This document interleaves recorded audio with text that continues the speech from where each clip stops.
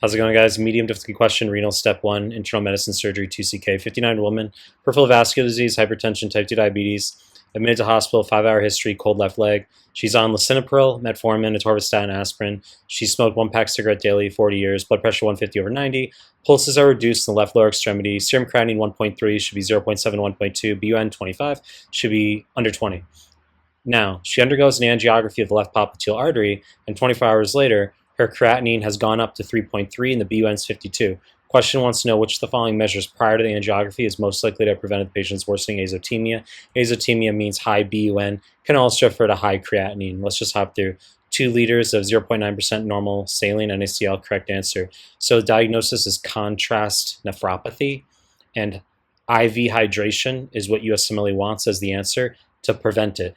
9 times out of 10, it's going to be acute tubular necrosis, which here our BUN to creatinine ratio is under 20, so we know it's not pre-renal. 1 time out of 10, it can be pre-renal in some patients, okay? It can cause spasm of the arterioles, afferent arterioles going to the kidney. So they could give you the same fucking question, and then the answer is just acute tubular necrosis as the diagnosis, or contrast nephropathy, okay? So let's just hop through the others. Choice B, discontinuation of metformin, wrong fucking answer. So this can be tricky. Now, metformin causes lactic acidosis, and it needs to be discontinued in patients who have renal insufficiency, i.e. a creatinine of 1.5 or greater. I've seen creatinine up to 1.4 as acceptable on NBME content for patients who are continuing metformin. Okay, so let's be clear about the order here. Metformin doesn't cause renal insufficiency. Okay, it's merely that we discontinue it if the patient has renal insufficiency. So in this case, the patient received IV contrast, underwent an angiography, and ended up getting renal insufficiency due to inadequate hydration. The metformin didn't cause the renal insufficiency. We would merely discontinue it in the setting of compromised renal function.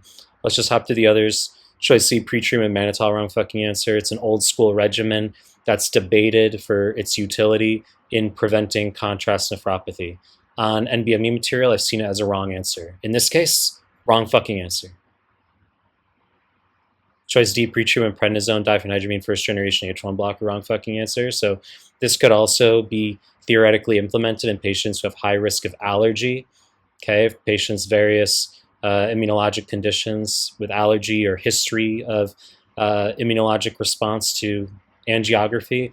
So in the literature, this can be a potential regimen. I've seen it as a wrong answer on NBME questions. In this case, wrong fucking answer.